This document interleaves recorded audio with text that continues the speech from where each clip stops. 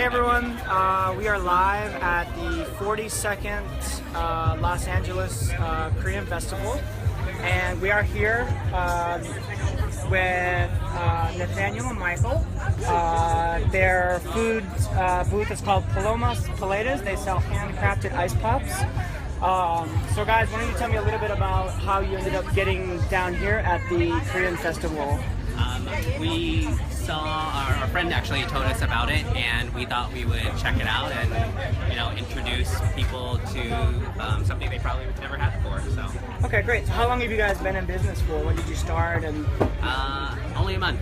a month. Yeah. Okay. So Yeah. how are things going so far? It's going great. Yeah. It's going great. Yeah, we're having a good time, and people really enjoy what we're doing, and so far the response has been really good to what we were brought here with us. Now, do you have a location? I think where is it, in Huntington Beach? We don't. We right now just do mobile catering, and we sell at festivals and food events and other community events like that. Okay, so things have been going well. Business is good, and Yeah, for the first month, not bad. It's our location right here. this is your location right here, Yeah, right? right now. This weekend it is. So if people want to find you guys on Facebook or Twitter or Instagram, where can they go? Or do you have a website as well? Yeah. It's just our handles at Paloma's Paletas for just about everything. For Facebook, for Twitter, and Yeah. Instagram? Yeah. So All just right. Paloma's Paletas, and we'll pop right up. All right, very cool. So can you guys show us a little bit about what you're selling and what people can buy here this weekend? Today we have 4 flavors. So this is our flower power. It's going to be elderflower as well as kiwi. So it's very floral. It's a light flowery paleta. It's very delicious. This one is one of our tartar flavors. It's it's pomegranate yuzu.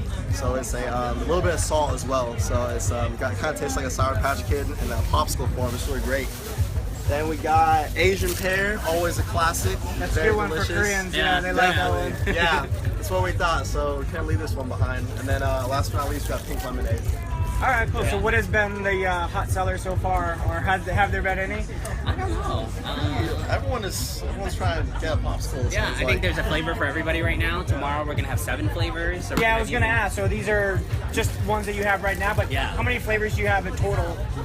Over the course of the year, we plan on doing between 50 to 75. So Wow, we that's a lot. are very seasonal. So whatever inspires us, we like to do. For the fall, we have pumpkin spice persimmon that we're doing. We have a chai spice or chata that we're doing as well. Yeah, so I mean, if you guys want to come by, check out those flavors. Tomorrow we're also going to have our melon cream, matcha latte, and Vietnamese iced coffee, which I think is going to be really popular tomorrow. And then we brought with us our Instagram backdrop for people to take photos and broadcast live from on AireLive. Just something cool. Very cool. So how did you guys get into this kind of business? Was this, you guys come from the food industry? Yeah, so or? we also work for the Princeton Pantry, which is a full-service catering company. Okay. And truth be told, one of my favorite types of desserts are frozen desserts. So I just, basically the fat kid in me was like, what's the best way to eat frozen desserts for free for the rest of my life to start a business? Now, do you have any competition? Is this a trend? Is this, because I've seen this kind of thing in other places around the country as well. Yeah. Similar idea at farmers markets and those kind of things where start small and then try to expand into something else. Yeah, absolutely. I think that right now there's a kind of an uptick in frozen desserts. You see a lot of really attention going back to craft ice cream and frozen desserts and shaved ice and things like that. So this is just a great way for us to kind of intertwine our love of seasonal, fresh farmers market ingredients with a dessert. And so if people want to pay with a credit card, it looks like that's also possible? Yeah, we have every possible way you can pay here to enjoy Paleta, yes. So I need to try one while we're live. So what's a good one that I can try? And then You gotta try the Asian pear one. try the Asian pear? That one is All such right. a classic, so we'll get you one of those.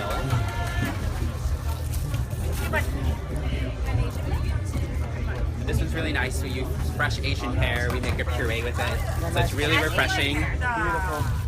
All right, so everyone get a good look.